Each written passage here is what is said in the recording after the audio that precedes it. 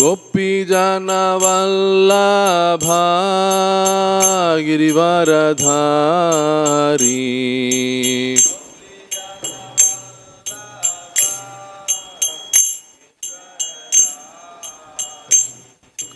यशोधनन्दन व्रज जनरञ्जन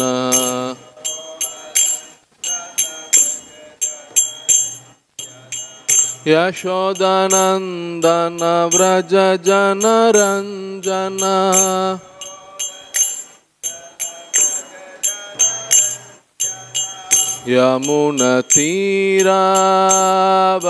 यमुनतीरावनचारी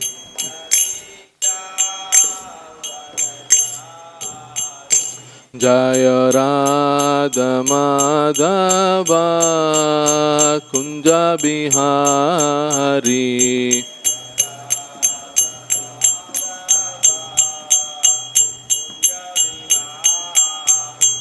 हरे कृष्णा कृष्णा कृष्णा हरे हरे हरे राम राम राम हरे हरे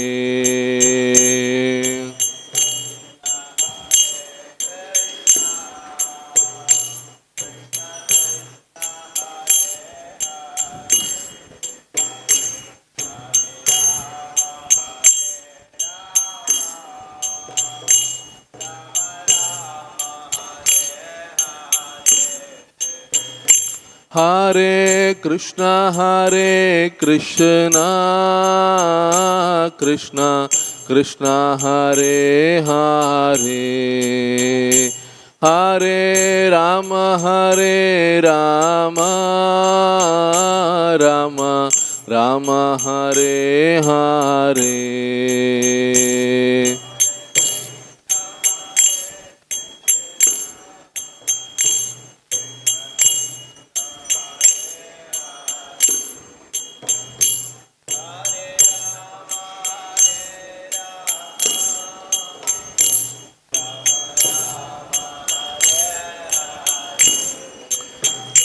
हरे कृष्णा कृष्णा कृष्णा हरे हरे हरे राम राम राम हरे हरे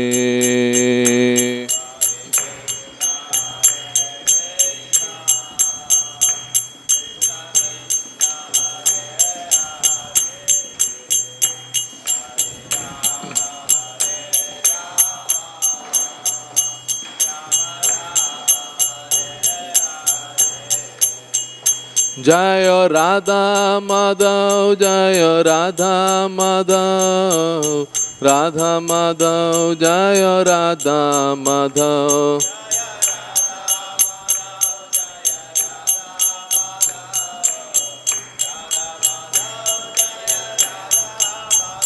जय जय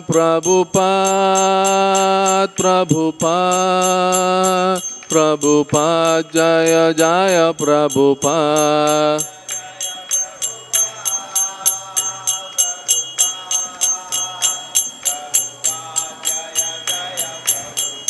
नित्य गौरा हरि बोल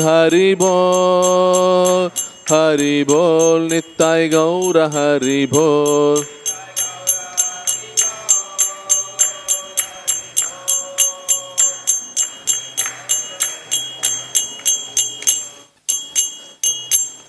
श्री राधा कृष्ण ललिता विशाखा देवी की, श्री जगन्नाथ बलदेव सुभद्रा माई सुदर्शन की, श्री गौर निथाय की, जगत गुरु शीला प्रभुपाद की, ताई गौर सितनाथ प्रेमानंदे।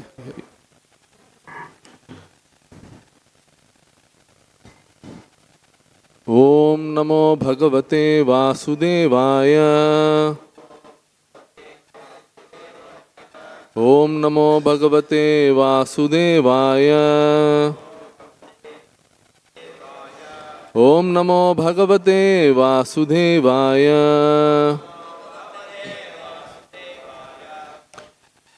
Reading from Srimad Bhagavatam, Canto 1, Chapter 16, text number 2. In the chapter titled, How Parikshit Received the Age of Kali. Sa uttarasya tanayām upayema irāvatīm janamejayādīṁś caturas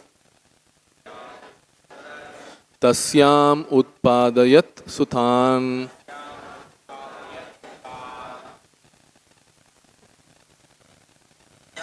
Uttarasya tanayām upayeme irāvatīm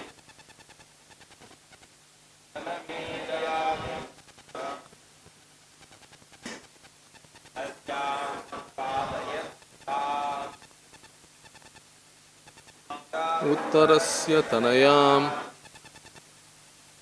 upayeme irāvatīm janamejayādīṁś caturas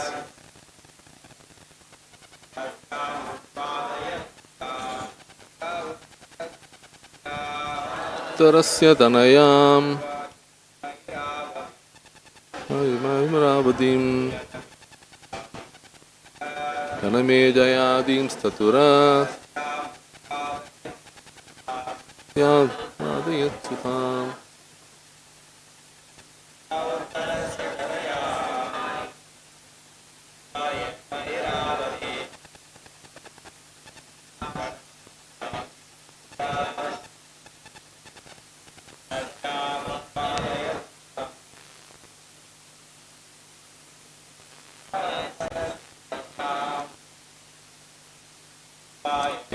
Irāvatīm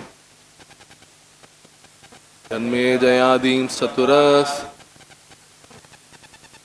tasyām utpādayat sutān. Sa uttarasya tanayām upayeme irāvatīm janamejayādīṁś caturas tasyām utpādayat sutān. Sa uttarasya tanayām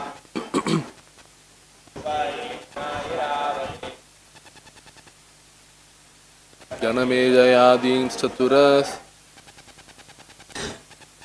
tasyām utpādayat sutān. Sa uttarasya tanayām upayeme irāvatīm janamejayādīṁś caturas tasyām utpādayat sutān. Sa uttarasya tanayām upayeme irāvatīm janamejayādīṁś caturas tasyām utpādayat sutān. Translation and purport by His Divine Grace A.C. Bhaktivedanta Swami Srila Prabhupada, Jai Srila Prabhupada. Translation. King Parikshit married the daughter of King Uttara and begot 4 sons headed by Mahārāja Janamejaya. Purport. Mahārāja Uttara was the son of Virāṭa and maternal uncle of Mahārāja Parīkṣit. Irāvatī, being the daughter of Mahārāja Uttara, was the cousin sister of Mahārāja Parīkṣit, but cousin brothers and sisters were allowed to get married if they did not belong to the same gotra or family. In the Vedic system of marriage, the importance of gotra or family was stressed. Arjuna also married Subhadrā, although she was his maternal cousin sister. Janamejaya, one of the Rajarishi kings and the famous son of Mahārāja Parīkṣit, his mother's name was Irāvatī, or according to some, Madravati. Mahārāja Janamejaya begot 2 sons of the names Nyāthanika and Shankukarna. He celebrated several sacrifices in the Kurukshetra pilgrimage site, and he had 3 young brothers named Shrutasena, Ugrasena, and Bhimasena too. He invaded Takshala, Ajanta, and he decided to avenge the unlawful curse upon his great father, Mahārāja Parīkṣit. He performed a great sacrifice called Sarpayagnya to kill the race of serpents, including the Takshaka, which had bitten his father to death. On request from many influential demigods and sages, he had to change his decision to kill the race of snakes. But despite stopping the sacrifice, he satisfied everyone concerned in the sacrifice by rewarding them properly. In the ceremony, Mahamuni Vyasadeva also was present, and he personally narrated the history of the battle of Kurukshetra before the king. Later on, by the order of Vyasadeva, his disciple Vaisampayana narrated before the king the subject matter of Mahabharata. He was much affected by his great father's untimely death and was very anxious to see him again, and he expressed his desire before the great sage Vyasadeva. Vyasadeva also fulfilled his desire. His father was present before him, and he worshipped both his father and Vyasadeva with great respect and pomp. Being fully satisfied, he most munificently gave charity to the Brahmanas present at the sacrifice. Om Ajnanatimmirandasya Jnananjanashalakaya Chakshurunmilitam Yena Tasmai Shri Gurave Namaha Shri Chaitanya Manobhishtam Sthapitam Yena Bhutale Swayam Rupa Kadamahyam Tadati Swapadantikam Vandeham Shri Gurun Shri Utapatakamalam Shri Gurun Vaishnavamscha Shri Rupam Sagrajatam Sahagana Raghunathanvitam Tvam Sajivam Sadvaitam Savadutam Parijana Sahitam Krishna Chaitanya Devam Shri Shri Radha Krishna Padan Sahagana Lalitan Shri Vishakan Vitamscha Ye Krishna Karuna Sindho Dheena Bandho Jagatpate Gopesha Gopika Kanta Radha Kanta Namostute Tapta Kanchana Gaurangi Radhe Vrindavaneshwari Vrishabhanusute Devi Pranamami Haripriye Vancha Kalpatarubhyascha Kripa Sindubhya Evacha Patitanam Pavanebhyo Vaishnavebhyo Namo Namaha Nama Om Vishnupadaya Krishna Prishtaya Bhutale Srimate Bhakti Vedanta Swamin Nitinamine Namaste Saraswati Deve Gauravani Pracharine Nirvisesha Sunyavadi Paschatya Desatarine Jai Sri Krishna Chaitanya Prabhu Nityananda Shri Advaita Gadadhara Shrivasadi Gaura Bhakta Vrinda Hare Krishna Krishna Krishna Hare Hare Hare Rama Rama Rama Hare Hare Mukam Karoti Vachalam Pangunlangayate Girim Yatkripatamaham Vande Shri Gurun Dinatarinam Paramananda Madhavam Shri Chaitanya Ishwaram Marivom Tatsat. Hare Krishna. I offer my humble obeisances to all the assembled Vaishnavas, all the senior Vaishnavas here, seeking all of your blessings so that I can glorify the characters and the pastimes of the Lord and His devotees. Hare Krishna. So, we are now in this chapter 16 of the first canto, titled How Parikshit Received the Edge of Kali. Hare Krishna. Can you hear? Hare Krishna. Hare Krishna, Prabhu. Are we audible? Yes, Prabhu. Okay, thank you. you. Yeah. So, in the 12th chapter of Canto 1, so that was the chapter where Parikshit Maharaja's birth was actually explained. முதல் ஸ்கந்தத்தில் 12வது அத்தியாயத்தில் பரீட்சித் மகாராஜருடைய தோற்றம் விவரிக்கப்பட்டது. So there the qualities of Parikshit Maharaj was also elaborated. How Parikshit Maharaj in his characteristics would resemble that of Lord Ramachandra. He would also resemble Arjuna in terms of his capabilities as a fighter. Parikshit மகாராஜருடைய உன்னதமான குணங்களும் கூட அங்கு விவரிக்கப்பட்டன. உதாரணமாக ராமச்சந்திர பகவானை போன்ற உன்னதமான குணங்கள், அர்ஜுனரை போன்ற உன்னதமான வீரத்தன்மை இவற்றை அவர் பெற்றிருந்தார் என்று கூறப்பட்டது. So here in the initial verses as well, Parikshit Maharaja's life history is also explained in short, where in this particular verse it is mentioned that how Parikshit Maharaj married the daughter of King Uttara. Parikshit மகாராஜருடைய வாழ்க்கை வரலாறும் இங்கு சுருக்கமாக விளக்கப்படுகிறது. அவர் எவ்வாறு மகாராஜா உத்தரருடைய மகளை மணந்து கொண்டார் என்பது கூறப்படுகிறது. So when the Pandavas, they were on 1 year of exile, right? Ajñātavas in exile, right? In English, yeah.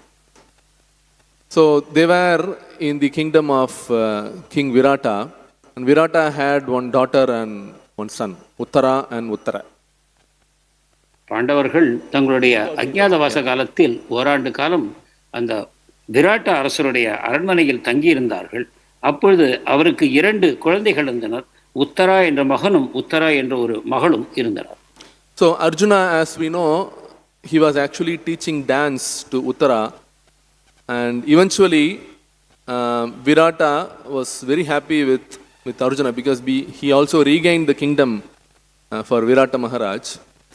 So he offered his daughter to Arjuna for him to get married.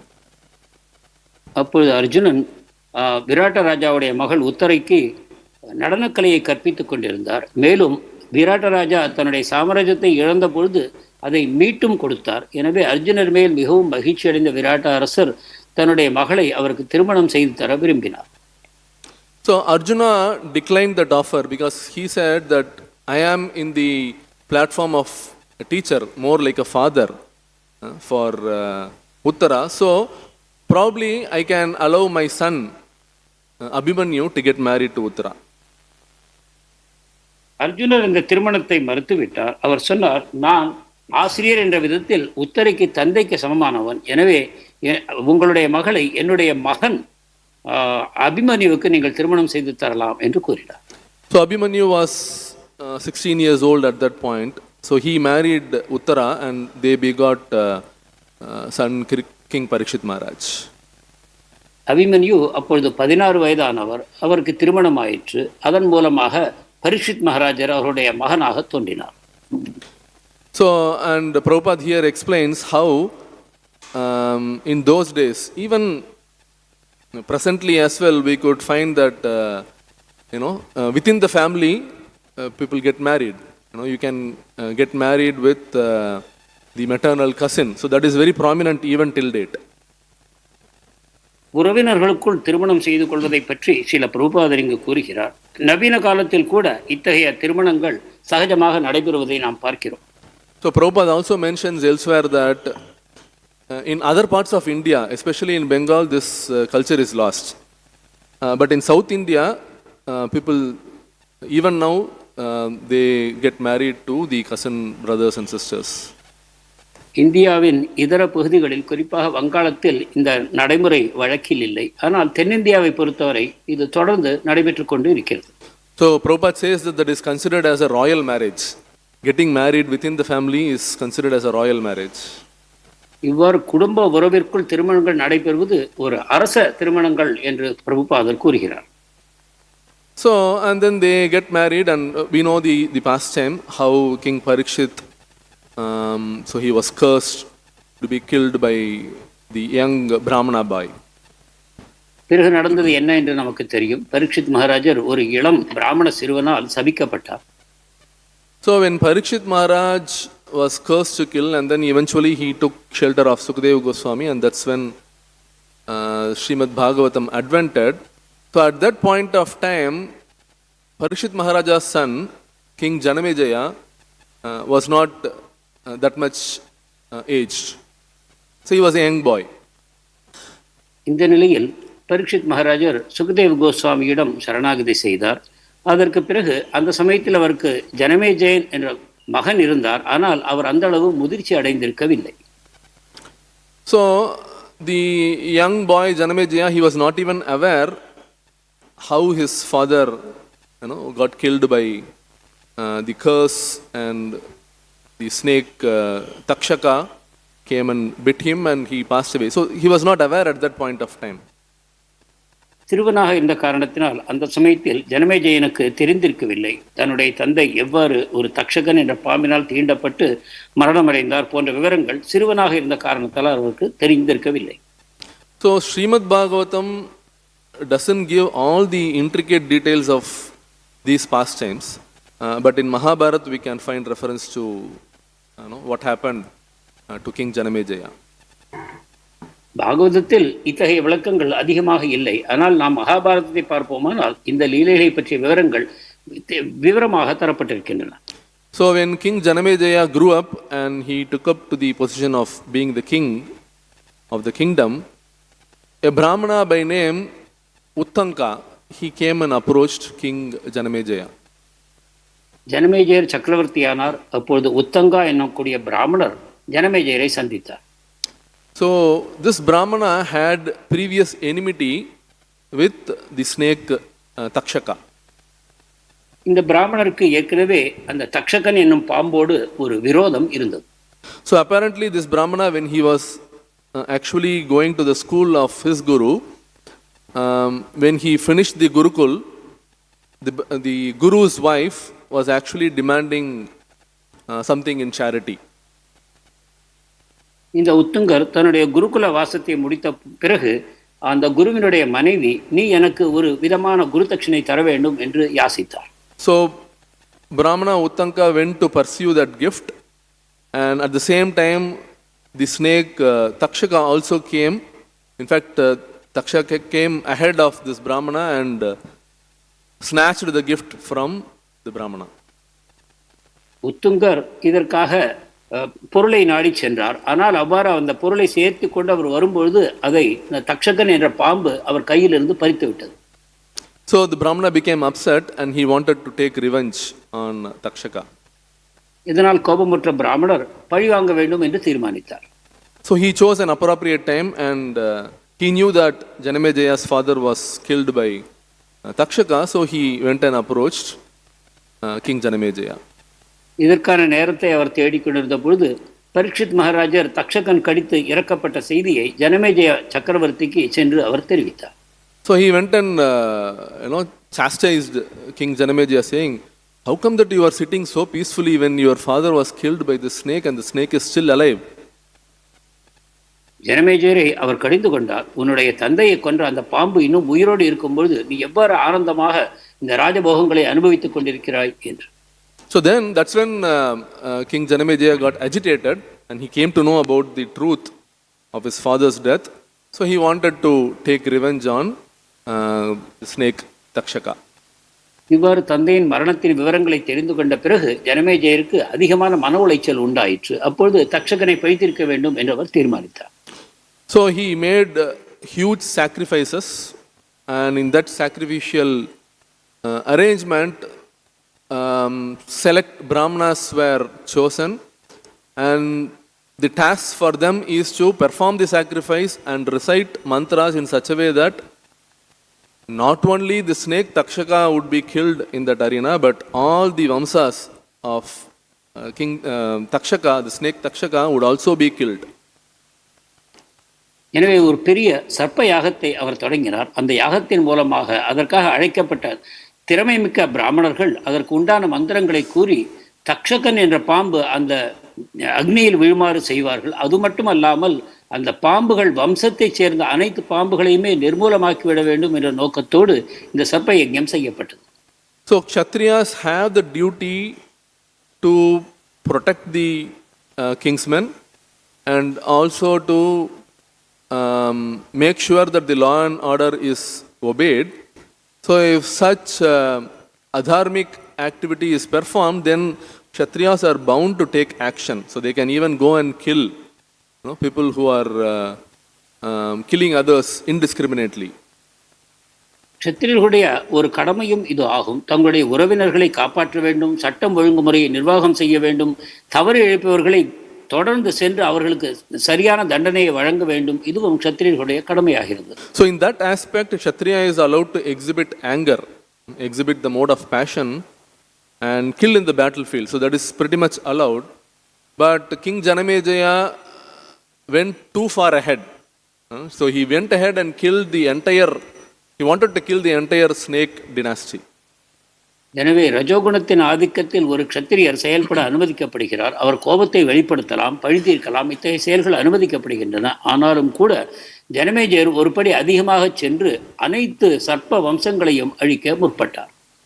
So we can find that in this particular case, King Janamejaya was prejudgmental in saying that, okay, this particular snake had bitten my father and killed my father, so which means that all the snakes are actually envious and they are going to be very detrimental to the society. So I am going to go ahead and kill all the snakes. இந்த விஷயத்தில் அவராக ஒரு தவறான தீர்மானத்துக்கு வந்தார். தக்ஷகன் என்னுடைய தந்தையை கடித்து கொன்றது, எனவே அனைத்து சர்ப்பங்களும் கூட பொறாமை குணம் கொண்டவைகளாகத்தான் இருக்கும், மற்றவர்களுக்கு தீங்கு விளைவாகத்தான் இருக்கும், எனவே நான் சர்ப்ப இனத்தையே அழித்து விடுகிறேன் என்று தீர்மானித்தார். So similar kind of situation we can also find elsewhere in Srimad Bhagavatam, especially in the episode of Dhruva Maharaj. பாகவதத்தில் வேறு ஒரு இடத்திலும் இந்த சூழ்நிலையை நாம் காண்கிறோம், துருவ மகாராஜருடைய சரித்திரத்தில். So when Dhruva Maharaja's stepbrother Uttama was killed by the Yakshas, so Dhruva Maharaj took a vow that he is going to completely eradicate the Vamsa of Yakshas. So he went ahead and started killing everybody. துருவ மகாராஜருடைய மாற்றாந்தாயின் மகன் உத்தமன் யக்ஷர்களால் கொல்லப்பட்ட பொழுது யாரோ ஒரு யக்ஷன் கொன்றான் என்றாலும் கூட யக்ஷர்கள் இனத்தையே அழிக்கப் போகிறேன் என்று அவர் யுத்தத்தை தொடங்கினார். So similar kind of a situation where anger was exhibited, but then he became judgmental, saying that, okay, if one Yaksha is bad, then the complete Yaksha Vamsa is also bad. அங்கும் கோபம் வெளிப்படுத்தப்பட்டது. ஆனால் அதன் பின்னணியில் ஒரு தவறான தீர்மானம் இருந்தது. அதாவது ஒரு யக்ஷன் என்னுடைய சகோதரனை கொன்றான் என்றால் அனைத்து யக்ஷர்களுமே தீய குணம் படைத்தவர்களாகத்தான் இருக்க வேண்டும் என்று அவர் முடிவு செய்தார். So, but that's when Swayambhuva Manu appeared in that scenario and he kind of advised Dhruva Maharaj that, what you are doing is not right. Swayambhuva மனு அங்கு தோன்றி துருவ மகாராஜருக்கு நல்ல அறிவுரைகளை தந்து நீ செய்வது தவறு என்று புரிய வைத்தார். So it was a big battlefield, but Swayambhuva Manu was quite precise in what he wanted to convey, and within that short period of time he conveyed to Dhruva Maharaj, and that changed the mind of Dhruva Maharaj. அந்த பெரிய யுத்தகலத்தில் மிக இரத்தன சுருக்கமாக தான் சொல்ல வந்த விஷயங்களை ஸ்வயம்புவ மனு சொல்லி முடித்தார். அதன் மூலமாக நல்லறிவு பெற்ற துருவ மகாராஜர் தான் செய்த தவறை உணர்ந்து கொண்டார். So even here we can find that in the case of King Janamejaya, Brihaspati appears and he advises King Janamejaya that he should not be doing this. So it's fine that he killed Takshaka, but he should spare the snake Vamsa. இங்கும் ஜனமேஜயருக்கு முன்னால் ப்ரஹஸ்பதி தோன்றி அவருக்கு நல்ல அறிவுரைகளை சொன்னார். உன்னுடைய தந்தையை கொன்றது தக்ஷகன் என்று இருந்தாலும் கூட நீ அனைத்து பாம்பு வம்சத்தையே பழிவாங்குவது தவறான செயல் என்று அவருக்கு புரிய செய்தார். So we find that the Supreme Lord never becomes judgmental in dealing with whether it is devotees or non-devotees. So similarly, the pure devotees of the Lord are also not judgmental. பரமபுருஷ பகவான் நம்மை பற்றி முன்கூட்டியே இவர் இத்தகையவர் என்று தீர்மானிப்பதில்லை. அதை போலத்தான் நல்ல பக்தர்களும் கூட மற்றவர்களை பற்றி முன்கூட்டியே ஒரு வகையான தீர்மானத்திற்கு அவர்கள் வருவதில்லை. So we find in the case of King Parikshit himself, so when he committed that offense to the rishi, and the rishi's son Shringi, he comes and curses King Parikshit Maharaj. King Parikshit Maharaj politely accepted that curse. He did not counter curse the Brahmana, nor did he take avenge on the dynasty of Brahmanas. No, he was not judgmental at that point of time. பரீட்சித்தின் சரித்திரத்திலும் கூட நாம் இதை பார்க்கிறோம். அவர் ஒரு ரிஷி முனிவருக்கு அபராதம் இழைத்த காரணத்தினால் அவருடைய மகனால் சபிக்கப்பட்டார். அதன் மூலமாக அவருக்கு மரணம் உண்டாகக்கூடிய நிலை உண்டாயிற்று. ஆனாலும் கூட அவர் திரும்ப பழிதீர்க்க வேண்டும், அந்த பிராமண சிறுவன் மேல் அல்லது பிராமணர் இனத்தின் மேல் பழிதீர்க்க வேண்டும் என்ற நோக்கத்தை அவர் வரவேற்கவில்லை. மாறாக அந்த சாபத்தை மனமு வந்து ஏற்றுக்கொண்டார். So even the Supreme Lord himself is setting the leading by example to Kubja, who approached the Supreme Lord. Lord was not judgmental. பகவானும் கூட இந்த தன்மையை வெளிப்படுத்துகிறார். குப்ஜா பகவானிடம் ஒரு புலனுணர்ச்சிக்காக அணுகிய பொழுது அவர் அதை தவறாக எடுத்துக்கொள்ளவில்லை. So when Putana approached the Lord with an intention to kill him, he was not judgmental. He waited and he also delivered Putana at the end. பூத்தனை கொல்லும் நோக்கத்தோடு பகவானை அணுகிய பொழுது கூட அவர் அவளை பற்றி தவறாக எடுத்துக்கொள்ளவில்லை. மாறாக அவளை கொன்று அவளுக்கு உத்தமமான கதியை தந்தார். So when in the Ramayana we find that the three brothers, Ravana, Kumbhakarna and Vibhishana. Ravana and Kumbhakarna were demonic. And when Sita Devi was kidnapped by Ravana and Shishi Gaurnithai ki jai, Shishi Radha Krishna Lalita Vishaka ki jai, Shri Jagannath Baldev Subhadrā Maya Sudarshan. So when Sita Devi was kidnapped by Ravana and Vibhishana comes and approaches Lord Rama, Lord Rama could have been judgmental, saying, your other two brothers were demonic, so why should I accept you? But he did not do that.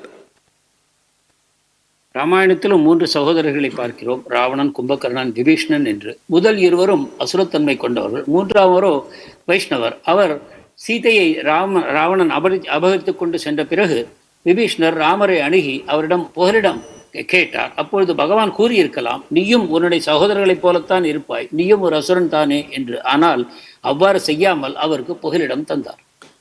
So he actually what he did, he asked opinion from Hanuman and the Sugriva. Sugriva said, no, we should not accept him because he is from a demonic background. But Hanuman said, no, let's give a chance, Hanuman Sugreevan இருவருடைய ஆலோசனைகளை அவர் கேட்டபொழுது சுக்ரீவன் சொன்னார், இல்லை, இவருக்கு அசுரகுணம் தான் இருக்கும், இவருக்கு நாம் புகலிடம் தரக்கூடாது என்று. ஆனால் ஹனுமான் சொன்னார், நாம் அவருக்கு புகலிடம் தரத்தான் வேண்டும், நம்மிடம் சரணாகதி செய்திருக்கிறார் என்று அவர் கூறினார். So the Lord is never judgmental. So similarly you find that in the case of Hiranyakashipu, Hiranyakashipu's wife Kayatu was actually having in their womb Prahlad Maharaj. At that point, the demigods headed by Indra, they wanted to kill the child in the womb. ஹிரண்யகசிபுவின் மனைவி கயாத்து கர்ப்பத்தில் பிரகலாத் மகாராஜர் இருந்தபொழுது இந்திரதேவர் மற்றும் தேவர்கள் அந்த கயாத்துவின் வயிற்றில் இருக்கக்கூடிய கர்ப்பத்தை கொல்ல வேண்டும் என்று தீர்மானித்தார்கள். So at that point, Narada Muni appears and he says, no, this particular child is a devotee of the Lord, right? So Narada Muni, being a pure devotee, he was able to understand the real position of Prahlad Maharaj. ஆனால் தூய பக்தராகிய நாரத முனிவர் இந்த உண்மையான நிலையை புரிந்து கொண்டார். கயாத்துவின் வயிற்றில் இருப்பது ஒரு தூய பக்தர் என்பதை புரிந்து கொண்டு இந்திரன் மற்றும் தேவர்களை தடுத்து நிறுத்தினார். So immediately when the situation was clarified by Narada Muni, what did the demigods headed by Indra do? They circumambulated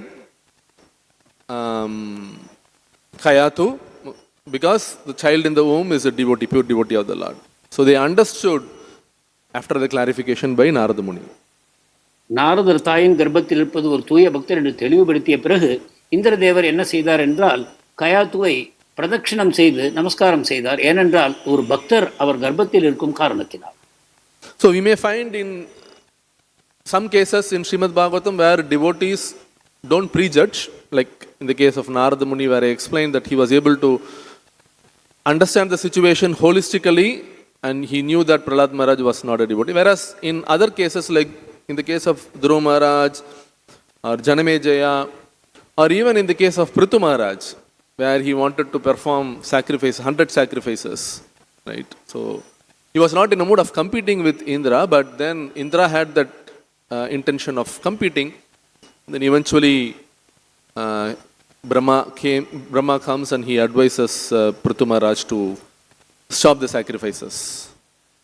இந்த விதமாக சரியான முன்யோசனை இல்லாமல் ஒரு விஷயத்தை தீர்மானிப்பது எனக்கூடிய தவறு சில இடங்களில் நாம் பார்க்கிறோம். ஏற்கனவே நாம் துருவ மகாராஜர் விஷயத்தில், ஜனமேஜயர் விஷயத்தில் நாம் பார்த்ததை போல பிருத்து மகாராஜரும் கூட ஒரு காலகட்டத்தில் அஸ்வமேத யஜ்யங்களை செய்ய தீர்மானித்தார். 100 அஸ்வமேத யஜ்யங்களை செய்ய வேண்டும் அவர் தீர்மானித்த பொழுது உண்மையில் இந்திரனோடு போட்டி போட வேண்டும் என்ற நோக்கம் அவருக்கு இருக்கவில்லை. ஆனாலும் அவர் அவ்வாறு யஜ்ஞங்களை செய்யும் பொழுது இந்திரதேவன் மூலமாக இடையூறுகள் உண்டாயின. So from our standpoint, we should also not be judgmental by hearing about the pastimes of these devotees. Oh, probably then Parikshit Maharaj a pure devotee, but Janamejaya, because he acted in this way, he is not on the pure devotee platform. We cannot make that judgment. ஆனால் நாமும் இதிலிருந்து அறியக்கூடிய பாடம் என்னவென்றால், இந்த உன்னதமான பக்தர்களை பற்றி நாமும் தவறான முடிவுகளுக்கு வரக்கூடாது.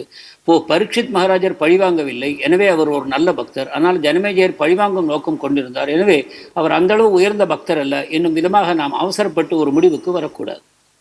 We should not become too opinionated, especially when trying to understand the activities of the Lord and the devotees, because devotees have two kinds of behaviors. One is their constitutional behavior and the other one is circumstantial behavior. Constitutional behavior is that they always understand that they are the servant of the Supreme Lord. But at times, because of certain circumstances, their behavior may change. So in that scenario, we also find that senior Vaishnavas, someone who is able to see the situation holistically, such devotees would come and give advice and guidance, and this particular devotee would take that guidance without any hesitation. எனவே நாமும் இந்த விதத்தில் ஒரு அவசரமான பக்தரை பற்றிய முடிவுகளுக்கு வரும் அந்த சுபாவத்தை தவிர்த்து கொள்ள வேண்டும். பக்தர்கள் உண்மையில் இரண்டு வகையான குணங்களை வெளிப்படுத்துகிறார்கள். ஒன்று அவர்களுடைய இயற்கையான சுபாவம், மற்றொன்று சூழ்நிலையின் காரணமாக உண்டாகக்கூடிய சுபாவம். இயல்பாகவே அவர்கள் அனைவரும் தூய பக்தர்கள், எந்த விதமான தவறான நோக்கங்களும் இல்லாதவர்கள். ஆனால் சூழ்நிலைகளின் காரணமாக அவர்கள் தவறான செயல்களை செய்ய முற்படும் பொழுது யாரோ ஒருவர் அவர்கள் முன்னால் தோன்றி அவர்களுக்கு சரியான வழியை காட்டும் பொழுது அதை ஏற்றுக்கொள்வார். இந்த விதத்தில் ஒரு பக்தர் தவறு இழைப்பதிலிருந்து காப்பாற்றப்படுகிறார். இந்த விதமாக பக்தர்கள் இருக்கக்கூடிய இரண்டு விதமான சுபாவங்களை நாம் புரிந்து கொள்ள வேண்டும். So we can learn from this that as practicing devotees, based on our limited understanding, we may perform certain actions, but we should have that humility to accept guidance from a devotee who is advanced than us without any hesitation. சாதக பக்தர்களாகிய நாமும் கூட இதிலிருந்து சில பாடங்களை கற்றுக்கொள்ளலாம். நம்முடைய இயல்பாக அமைந்திருக்கக்கூடிய சில அனர்த்தங்களின் காரணமாக உண்டாகக்கூடிய சில காரணங்களினால் நாம் தவறான செயல்களை செய்ய முற்படலாம். ஆனாலும் ஒரு மூத்த வைஷ்ணவர் நம்முடைய தவறுதலை சுட்டிக்காட்டி நம்மை திருத்த முற்படும் பொழுது அதை நாம் உடனடியாக ஏற்றுக்கொள்ள வேண்டும். நம்முடைய தவறான மனப்பாங்கை கைவிட வேண்டும். இந்த விதமாக பாடங்களை நாம் கற்க வேண்டும். So we find the differences between animals and human beings, right? Animals, especially bulls, they need to be controlled by the master using a stick or a rope. Otherwise the bull will never come under control. விலங்குகளுக்கும் மனிதர்களுக்கும் இருக்கக்கூடிய இந்த வித்தியாசத்தை நாம் புரிந்து கொள்ள வேண்டும். மிகவும் குறிப்பாக காளை மாடு, அதற்கு ஒரு தடி அல்லது கயிறை கொண்டு ஒருவர் அதை கட்டுப்படுத்தாவிட்டால் அதை கட்டுப்படுத்துவது கடினமாகும். Whereas for human beings and more specifically for devotees, when we go wrong, I mean, after all, to err is human, right? We are all under 4 defects. So when we make mistakes and when a superior person, a senior Vaishnava comes and corrects us, their words should be enough for correction. We should not be like animals, only when we get a whack, then we get corrected. No, we should not be like that. So for human beings, correction in the form of words should be enough. ஆனால் மனிதர்களை பொறுத்தவரை, அதிலும் குறிப்பாக பக்தர்கள் தாம் செய்த தவறுகளை மற்றொருவர் சுட்டி காட்டும் பொழுது உடனடியாக அந்த வார்த்தைகளை கொண்டே நம்மை திருப்பிக் கொள்ள வேண்டும். ஒரு விலங்கை போல நாம் அடிவாங்கி அந்த வலி பெற்ற பிறகுதான் நாம் உணர வேண்டும் என்று இல்லாமல், மூத்த ஒரு வைஷ்ணவர் நமக்கு சுட்டி காட்டக்கூடிய அந்த வார்த்தைகளினாலே நாம் தெரிந்து கொள்ள வேண்டும். இதுவே பக்தர்களுக்கு அழகாகும். So, and especially when a devotee is little advanced, he doesn't even wait for communication from his guru, his spiritual master or senior Vaishnavas in the form of words, but he understands, as and when he understands that he might have committed a mistake, he immediately does introspection. He doesn't wait for even correction. He himself makes that correction. ஒரு முன்னேறிய உன்னதமான பக்தர் இத்தகைய ஒரு அறிவுரை தன்னுடைய குருவிடமிருந்தோ மூத்த வைஷ்ணவரிடமிருந்தோ வர வேண்டும் என்று கூட காத்திருப்பதில்லை. அவர் ஒரு தவறை செய்யும்போது அவர் உள்ளிருந்து அது அவருக்கு உணர்த்தப்படுகிறது, நாம் தவறு செய்கிறோம் என்று. அப்பொழுது தானாகவே சுய ஆராய்ச்சி செய்து தான் செய்யக்கூடிய தவறை புரிந்து கொண்டு அவர் தன்னை திருத்திக் கொள்கிறார். So how does he understand that he has made a mistake? That's based on Guru, Sadhu and Shastra. தன்னுடைய தவறை அவர் எவ்வாறு புரிந்து கொள்கிறார் என்று பார்ப்போமானால் குரு, சாது, சாஸ்திரா இவற்றின் அடிப்படையில். So that's the difference between demon and a devotee. அசுரனுக்கும் பக்தனுக்கும் உள்ள வேற்றுமை இதுவே. So demon makes mistakes, but he doesn't have the acceptance. He doesn't accept that he has committed a mistake. Whereas the devotees, when they make mistake, they accept that mistake and does the course correction. அசுரர்கள் தவறு செய்வார்கள், ஆனால் ஒருபொழுதும் தான் செய்த தவறை ஒப்புக்கொள்ள மாட்டார்கள். ஆனால் பக்தர்களை பொறுத்தவரை தவறு செய்யக்கூடும் சூழ்நிலைகளின் காரணமாக. ஆனால் அந்த தவறை உடனே புரிந்து கொண்டு அதை ஒத்துக்கொள்வார்கள், அதை சரி செய்தும் கொள்வார்கள்.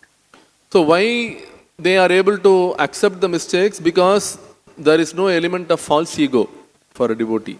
He commits a mistakes, he gets pointed out, he immediately accepts because there is no false ego. இந்த தவற்றை ஒப்புக்கொள்ளக்கூடிய தன்மை ஒரு பக்தருக்கு எவ்வாறு உண்டாகிறது என்றால், அவருக்கு போலி அகங்காரம் இல்லை என்றால் அவர் தான் செய்யக்கூடிய தவறை உடனடியாக சுட்டிக்காட்டும் பொழுது உணர்ந்து கொண்டு தன்னை திருத்திக் கொள்கிறார். அந்த போலி அகங்காரம் இல்லாத தன்மையினால் இந்த சக்தி அவருக்கு கிடைக்கிறது. So in the Dwapara Yuga, when the Lord merely explained Bhagavad Gita, that was enough for Arjuna to get himself corrected. In Kali Yuga, Chaitanya Mahaprabhu propagated Nama Sankirtana. So many devotees, many people, they simply heard and recited the holy name and they got corrected.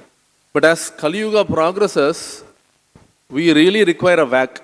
So that's why at the end of Kali Yuga, when Bhagavan Kalki, he advanced, he is coming with a sword. Because unless he comes with a sword, he knows that the people in the age of Kali will not mend their ways. துவாபர யுகத்தில் பகவான் கிருஷ்ணர் அர்ஜுனனுக்கு பகவத்கீதையை போதித்த உடனேயே சரி எது தவறு எது என்பதை அவர் புரிந்து தன்னை திருத்திக் கொண்டார். கலியுகத்தில் சைத்தன்ய மகாபிரபு தோன்றி ஹரிநாமத்தை தந்தார். அந்த ஹரிநாம உச்சரிப்பின் மூலமாகவே பலரும் தங்களை திருத்திக் கொண்டு ஆன்மீக உலகத்தை அடைந்தார்கள். ஆனால் கலியுகம் முன்னேறி கொண்டு வரும்பொழுது நம்மால் வார்த்தைகளின் மூலமாக நம்மை திருத்திக் கொள்ள முடியாமல் போகிறது. அப்பொழுது நமக்கு வலிக்கக்கூடிய விதத்தில் ஒரு அடி தரப்பட வேண்டும் என்ற சூழ்நிலை உண்டாகும் பொழுது பகவான் கல்கி அவதாரமாக ஒரு வாளோடு தோன்றுகிறார். தவறு செய்பவர்களை தண்டித்து அவர்களுக்கு உரிய தண்டனையை வழங்கி அவர்களை திருத்த முற்படுகிறார். So at the practicing stage of devotional service, we tend to make this mistake where based on certain transactions with a particular devotee, we tend to be prejudgmental. We come to the conclusion that, okay, so and so devotee is of so and so characters. We fail to see the real character of that particular devotee because we are prejudgmental. ஒரு சாதக பக்தர் இத்தகைய தவறுகளுக்கு அடிக்கடி உள்ளாகிறார். ஒருவரோடு ஓரிரண்டு செயல்களின் அடிப்படையில் அவரை பற்றி முழுமையாக தீர்மானிக்கிறார். இவர் இப்படித்தான் என்னும் விதமாக ஒரு அவசர முடிவுக்கு வருகிறார். அந்த பக்தருடைய மற்ற செயல்பாடுகளை முழுமையாக பார்த்து அவர் எத்தகையவர், எந்த சூழ்நிலையில் ஒரு செயலை செய்தார் என்பதை புரிந்து கொள்ளாமல் அவரை பற்றி ஒரு தீர்மானத்துக்கு வந்த பிறகு அதை மாற்றிக்கொள்ள முடியாமல் அந்த சாதக பக்தர் கஷ்டப்படுகிறார். So we fail to understand that the activities of devotees is bound to change based on the desha, kala and patra, time, place and circumstance. Devotees' behavior will not be similar across time, place and circumstances.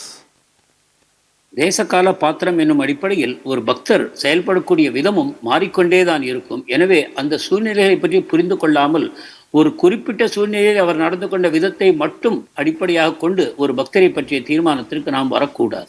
So from my personal experience, I will tell one particular situation where I happened to interact with a particular devotee who basically leads the festivals in a temple.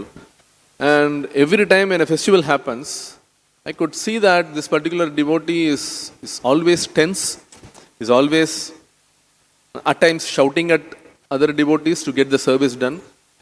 So I immediately came to a judgment, came to a conclusion that, okay, so this particular devotee is always, quite aggressive, right? So because my previous transactions have only been during a particular time, place and circumstance. இது என்னுடைய தனிப்பட்ட அனுபவம். ஒரு வைஷ்ணவர், ஒரு பக்தர் முக்கியமாக விழாக்கள் நடைபெறும்போது முன்னிலையில் நின்று அதை நடத்தக்கூடியவர். அவர் அந்த சமயங்களில் மிகுந்த மன அழுத்தத்துக்கு ஆளாவதையும் அதன் காரணமாக அவருக்கு உதவி செய்யக்கூடிய மற்ற பக்தர்களை அடிக்கடி கடிந்து கொள்வதும் கடினமான வார்த்தைகளை பேசுவதையும் நான் அவரிடம் கண்டேன். இந்த ஒரு சூழ்நிலையில் மட்டுமே அவரை கவனித்திருந்த காரணத்தினால் அவரை பற்றி ஒரு தவறான முடிவுக்கு வந்தேன். அவர் இத்தகைய குணத்தை தான் கொண்டிருப்பார் என்று. So I started to keep a distance away from that particular devotee, but then over a period of time when I had the opportunity to personally interact with that particular devotee, I came to understand that the normal behavior of this devotee is entirely different as what I was initially imagining. He was perfectly normal, he was quite warm in his interaction. I was quite surprised. எனவே அவரிடமிருந்து நான் விலகி இருக்க ஆரம்பித்தேன். ஆனால் நாளாவட்டத்தில் அவருடைய செயல்பாடுகளை கவனித்த பிறகு சாதாரண சூழ்நிலைகளில் அவர் மக்களிடம் மிகவும் அன்புடனும் மிகுந்த கருணையுடனும் நற்குணங்களை வெளிப்படுத்தி நல்ல விதமாக பழகுவதை பார்த்த பிறகு படிப்படியாக என்னுடைய அவரை பற்றிய தவறான தீர்மானம் நான் மாற்றிக்கொண்டேன். So the very fact that we judge others implies that we know very little about that particular person. நாம் மற்றவர்களை பற்றி ஒரு அவசர முடிவுக்கு வருகிறோம் என்றால் அவரை பற்றி நமக்கு சரியான புரிதல் இல்லை என்பதை நாம் அறிய வேண்டும். Lord never judges devotees because he knows the past, present and future of a devotee. பகவான் பக்தர்களுடைய இறந்த காலம், நிகழ்காலம், எதிர்காலம் அனைத்தையும் அறிந்தவர் என்ற காரணத்தினால் பக்தர்களை பற்றிய ஒரு அவசர முடிவை அவர் ஒருபொழுதும் எடுப்பதில்லை. Just like how a moral story where a lady she sees her neighbor who is drying her clothes on her balcony. Through the glass window, when she sees that every day the clothes are quite dirty even after washing, so she wanted to communicate to the neighbor that she is not washing properly. இதை பற்றி ஒரு நீதிக்கதை இருக்கிறது. ஒரு பெண்மணி, பக்கத்து வீட்டு பெண்மணி அவளுடைய துணிகளை தோய்த்து உணர்த்துவதை அவள் கண்ணாடி ஜன்னல் வழியாக பார்ப்பாள். தினந்தோறும் அவள் துவைத்த பிறகும் கூட அந்த துணிகள் அழுக்காகவே இருக்கின்றன என்பதை அதை அவளுக்கு கூற வேண்டும் என்று தீர்மானித்தார். So then one day, to her surprise, when she saw the clothes were quite clean, she was surprised. So she wanted to inquire with her neighbor, what happened? Suddenly you used a different detergent or what? ஆனால் ஒரு நாள் பார்த்த பொழுது அந்த துணிகள் அனைத்தும் மிகவும் தூய்மையாக இருப்பதை கண்டார். மிகவும் ஆச்சரியப்பட்டு பக்கத்து வீட்டில் விசாரிக்க வேண்டும், அவர்கள் சோப்பு ஏதாவது அந்த பயன்படுத்தக்கூடிய பொருட்களை மாற்றிவிட்டார்களா, அதன் காரணமாக இந்த தூய்மை உண்டாயிற்றா என்று. So when she shared with her husband, the husband said, hey lady, it is not that the clothes were dirty, our windows were dirty and I went and cleaned today. So that's why you were able to see the clothes properly. அதை கணவரோடு பகிர்ந்து கொண்ட பொழுது கணவர் சொன்னார், நீ செய்த தீர்மானம் தவறு, உண்மையில் நம்முடைய ஜன்னல்கள் அழுக்கடைந்திருந்தன, நான் அதை சென்று இப்பொழுது தூய்மை செய்தேன், அதன் காரணமாகத்தான் உனக்கு இப்பொழுது புதிய ஒரு கண்ணோட்டம் உண்டாயிற்று என்று. So if you have even a very big cloth and you find small little black dots, our mind will only go towards the small little black dots. We will never see that how clean the cloth is. ஒரு பெரிய வெள்ளை துணியில் ஒரு சிறு அழுக்கு இருக்குமானாலும் கூட நம்முடைய கண்கள் நேரடியாக அந்த அழுக்கிற்குத்தான் செல்லும். அந்த பெரிய துணி முழுவதும் தூய்மையாக இருப்பது நம்முடைய கவனத்திற்கு எட்டாது. So from these episodes in Srimad Bhagavatam we can understand that devotees also make mistakes, but when they are guided by senior Vaishnava, they take course correction.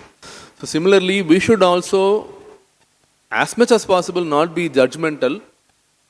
And even if we try to judge others, it should be in the mood of compassion and not in the mood of finding fault with others. இன்றைய நிலையிலிருந்து நாம் அறியக்கூடிய பாடம், பக்தர்கள் தவறுகளை செய்யக்கூடும், ஆனால் செய்தாலும் கூட உடனடியாக அதை திருத்திக் கொள்ளக்கூடிய தன்மையை அவர்கள் பெற்றிருப்பார்கள். தாங்கள் செய்யக்கூடிய தவறுகளை தாங்களே உள்முகமாக ஆராய்ச்சி செய்யக்கூடிய தன்மையும் அவர்களுக்கு இருக்கும். அதே போல நாம் பெறக்கூடிய பாடம், நாமும் தவறுகளை செய்யக்கூடும், ஆனால் தவறுகளை செய்வோமானாலும் கூட மற்றவர்கள் அதை நமக்கு சுட்டி காட்டும் பொழுது அதை உடனடியாக புரிந்து கொண்டு அதை திருத்திக் கொள்ளக்கூடிய மனோபாவத்தை நாம் பெற வேண்டும். மேலும் மற்றவர்களை பற்றிய தவறாக அவசர முடிவுகளுக்கு நாம் வரக்கூடாது என்பதையும் நாம் இந்த பாடங்களை நாம் கற்க வேண்டும். So devotees are rare species, very hard to find, right? So பக்தர்கள் அபூர்வமானவர்கள், கிடைப்பதற்கு அரிதானவர்கள். So we have been bestowed with this wonderful opportunity to practice Krishna consciousness in the association of devotees, and if we find fault in the devotees, then where else do we go? பக்தர் சங்கத்தில் கிருஷ்ண உணர்வை பயிற்சி செய்வதற்கான அபூர்வமான வாய்ப்பு நமக்கு தரப்பட்டிருக்கிறது. ஆனால் அந்த பக்தர்களை பற்றி கூட நாம் தவறாக முடிவுகளுக்கு வருவோமானால் நாம் வேறு எங்கு சென்று நாம் பக்தியை பயில முடியும்? Everybody does mistakes, so do I.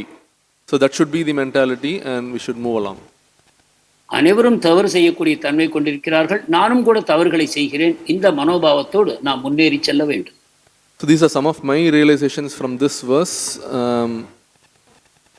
Anything that the devotees would like to add or comment or correct?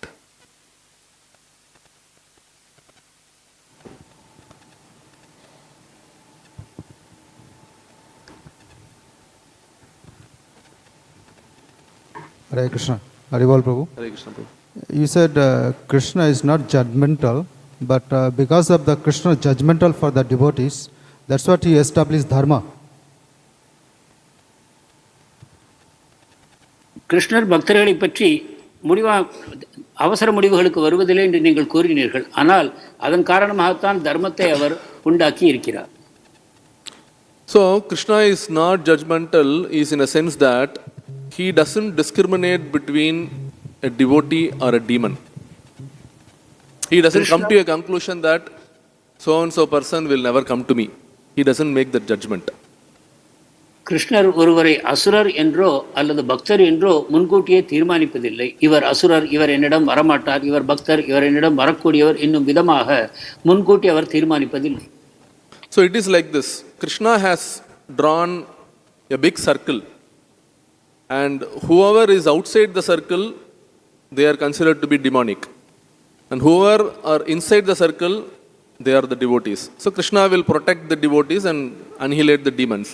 But Krishna is not judgmental in this sense that whoever are outside the circle can also come inside the circle. கிருஷ்ணர் ஒரு பெரிய வட்டத்தை வரைந்திருக்கிறார் என்று வைத்துக் கொள்வோம். அதற்குள் இருக்கக்கூடியவர்களை பக்தர்கள் என்றும் வெளியில் இருப்பவர்களை அசுரர்கள் என்றும் தீர்மானிக்கிறார். அந்த அசுரர்களை வதம் செய்யவும் செய்கிறார். அதே சமயத்தில் வெளியில் இருப்பவர்கள் அந்த வட்டத்திற்குள் வர முடியாது எனக்கூடிய சூழ்நிலை இல்லை, அவர்களும் வட்டத்திற்குள் வரலாம். So Krishna is impartially partial. So he doesn't discriminate in this sense that the rules and regulations are defined. But if somebody is able to follow that rule, Krishna welcomes him with great heart. இந்த விதத்தில் அவர் பாரபட்சம் பார்க்கிறார் என்று கூறினாலும் கூட அந்த பாரபட்சத்துக்கு பின்னணியில் ஒரு பாரபட்சம் அற்ற தன்மை இருக்கிறது. அதாவது பக்தராக இருக்கக்கூடியவர்களை அவர் பராமரிக்கிறார், காப்பாற்றுகிறார். ஆனால் அனைவருக்குமே பக்தராகக்கூடிய வாய்ப்பை அவர் தருகிறார்.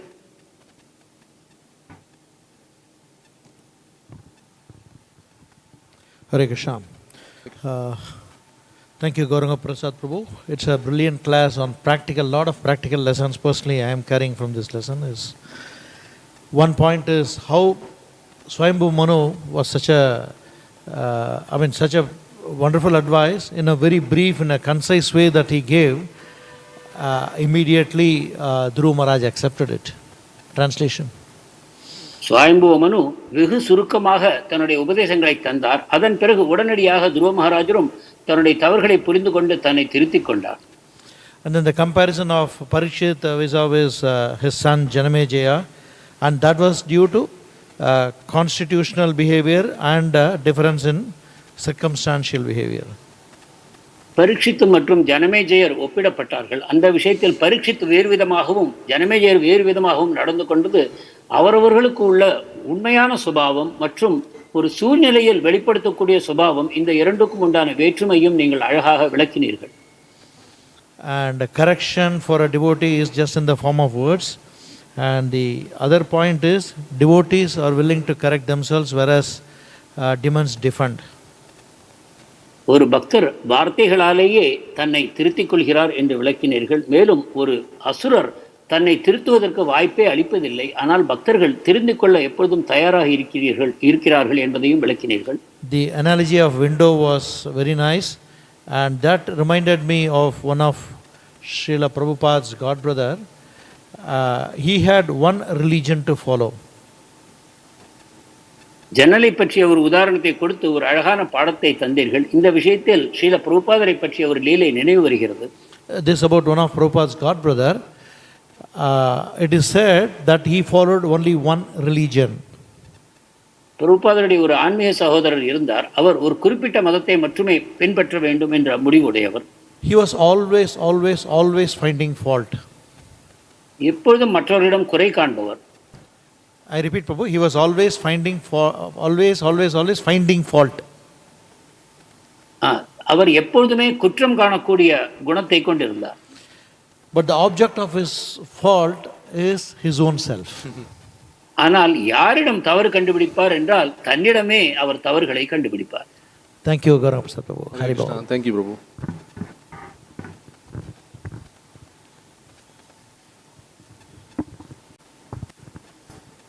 Hare Krishna. Hare Krishna. So, it's a nice class, and you supported your point with so many examples, varied examples across the spectrum. I'm just sharing some of my thoughts on the initial point that you made about marriage. If you look at the purport, what I understood about marriage among cousins is that Prabhupada says that it is allowed, not necessarily recommended. The point is of the gotra. If the gotra is not same, that is a Vedic principle, then the marriage is okay. And I was just also thinking about, translation. திருமணத்தை பற்றி சில பிரபுபாதர் இங்கு குறிப்பிடுவது என்னவென்றால், உறவினர்களுக்குள் திருமணம் என்பது அனுமதிக்கப்படுகிறது என்பதை தவிர பரிந்துரைக்கப்படுகிறது என்று அவர் கூறவில்லை. மேலும் ஒரே கோத்திரத்தை சேர்ந்தவர்கள் திருமணம் செய்து கொள்ளக்கூடாது எனக்கூடிய ஒரு சட்டமும் பின்பற்றப்பட்டது. Also I was thinking about when the discussion about judging and being judgmental was being done. So I think there is what meaning we are attributing to judging and judgmental is that we are judging wrong, or we are arriving at a wrong judgment. Right. That is true. We have the fault of generalizing. You know, for example, it is everywhere. When I came here, so a certain state people will say that the other state people are like this. So that type of error is there. You know, we generalize. We generalize based on the background of the person. You know, this community is like that. This people from state is like that. So that is of course an error. But judging in the appropriate sense, driven by the principles of scriptures, in my understanding, is essential. If you look at nectar instruction, if you look at, we understand the distinctions of different kinds of devotees. So that discrimination becomes essential for a devotee to properly nurture his bhakti lata and progress further. So this process of judging and judgment, I mean, this process, judging cannot be taken away from the process of advancement. Right. ஒருவரை பற்றி முன்கூட்டியே தீர்மானிப்பதை பற்றி நீங்கள் சொன்னீர்கள். அது பொதுவாக ஒரு தவறான முடிவுக்கு வரக்கூடாது எனும் அடிப்படையில் நீங்கள் கூறினீர்கள். அதை நானும் கண்டிருக்கிறேன். ஒரு மாநிலத்தைச் சேர்ந்தவர் அல்ல ஒரு குறிப்பிட்ட ஜாதியை சேர்ந்தவர், இவர்களுடைய தன்மை இப்படித்தான் இருக்கும் என்னும் விதமாக பலர் தவறான முடிவுகளுக்கு வருகிறார்கள். அதே சமயத்தில் ஒருவரை பற்றிய முடிவுக்கு வருவதும் நமக்கு அவசியம்தான். இது பக்தி ரசாமிரத சிந்துவில் விளக்கப்படுகிறது. ஒரு சாதனை பக்தர் கூட தன்னுடைய பக்தி செய்யும் காலத்தில் மற்ற பக்தர்களை பற்றிய ஒரு தீர்மானத்திற்கு வர வேண்டும். உத்தம பக்தர், மத்தியம பக்தர், கனிஷ்ட பக்தர் என்ற பக்தர்களை பாகுபாடு செய்து அவரவர் தன்மைக்கு அடிப்படையில் அவர்களோடு அவர் உறவு கொள்ள வேண்டும். இந்த பக்தியில் முன்னேறுவதற்கு இது ஒரு மிக அவசியமான உதவியாகிறது. எனவே மற்றவர்களை பற்றி தீர்மானம் செய்வது என்பது அவசியம்தான். ஆனால் அவசர தீர்மானமோ தவறான தீர்மானங்களோ நாம் செய்யக்கூடாது. Did I say nectar devotion? I meant nectar instruction. Right. For example, உபதேசாமிர்தத்தின் அடிப்படையில் பிரபுஜி இந்த 3 வகையான பக்தர்களை பற்றி கூறினார். Just a point that we discriminate even among forms of God. You know, there are so many forms of God. but we discriminate among them and then we focus on the most supreme form. பகவானுக்கு ஏராளமான வடிவங்கள் இருக்கின்றன. அந்த வடிவங்களுக்குள்ளும் நாம் பாகுபாடுகளை பார்க்கத்தான் செய்கிறோம். எது உன்னதமான வடிவம், எது நம்முடைய வழிபாடுக்கு ஏற்றது என்னும் விதத்திலும் கூட நாம் வேறுபாடுகளை பார்க்கத்தான் செய்கிறோம். Thank you Prabhu. Hare Krishna.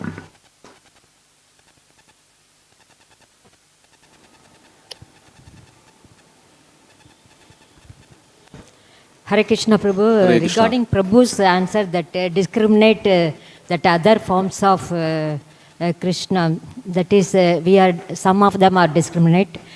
In one way, I understand it is not a discrimination. Actually, Mahārāja says in scripture also regarding that qualities only.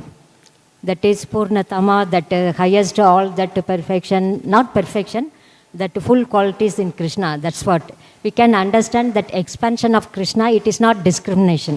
Right. Just in Krishna itself, including all other forms avadas. That I understood like that. Is it correct, Prabhu? Yeah. Thank you, Mata. பகவானுடைய வடிவங்களுக்குள் நாம் பாகுபாடு படுத்துகிறோம் என்றால் பகவான் பூர்ணமானவர். அவர் எந்தெந்த குணங்களை வெளிப்படுத்துகிறார் என்ற அடிப்படையில் மட்டுமே அந்த பகவானுடைய வெவ்வேறு வடிவங்களுக்குள் வேறுபாடு தோன்றுகிறது. Another one, what you said, that regarding that circle, that devotees in the circle and outside, and those who are following that rules and regulations, they are in the circle. What about prema bhaktas? They are not following. வட்டம் என்ற உதாரணத்தை கொண்டு நீங்கள் சில விஷயங்களை விளக்கினீர்கள். வட்டத்துக்குள் இருப்பவர்கள் பக்தர்கள் என்றும் வட்டத்திற்கு வெளியில் இருப்பவர்கள் அசுரர்கள், அதாவது சட்டங்களை பின்பற்றாதவர்கள் என்றும் கூறினீர்கள். ஆனால் பிரேம பக்தர்களை பொறுத்தவரை இந்த வட்டம் என்ற கோட்பாடு பொருந்தாது என்று எனக்கு தோன்றுகிறது. So the intention of quoting that example was in a different context. The context was to the question that Prabhu asked, where Krishna is annihilating demons in order to maintain dharma. So in that context I answered. So the answer was not specific to different levels of devotees. கிருஷ்ணர் பாகுபாடு பார்க்கிறார் என்னும் அடிப்படையில் அந்த உதாரணம் தரப்பட்டது. உண்மையில் பக்தர்களுக்குள்ள இருக்கக்கூடிய வேறுபாட்டை விளக்குவதற்காக அந்த உதாரணம் தரப்படவில்லை. Online, any questions, Prabhu? Hare Krishna Prabhu, this is your servant Gauramandal Das. We have about 78 devotees who have joined online across multiple platforms. We have one question from Krishna Kumar Prabhu. Krishna is the primary doer and Jiva, his part and parcel, is the secondary doer, part of Krishna's activity. So when Jiva acts as per this truth, Jiva will be in a confidential relationship with Krishna. Be in a confidential relationship with Krishna. Right? When Jiva acts, will be in a confidential relationship with Krishna. So could you please comment on this understanding? கிருஷ்ணரே முதல் கர்த்தா, ஜீவாத்மா அவருடைய கருவியாக இரண்டாம் பட்சமான செயல்பாடை அவர் செய்கிறார். இதை ஒரு ஜீவாத்மா உணர்ந்து கொள்ளும் பொழுது அவருக்கு கிருஷ்ணரோடு ஒரு நெருக்கமான உறவு உண்டாகிறது. இதை பற்றி உங்களுடைய கருத்துக்களை கூற வேண்டும். Anything do you want to add, Prabhu? I'm not sure if it is related to the class, but Yeah, it's a kind of general question here. So.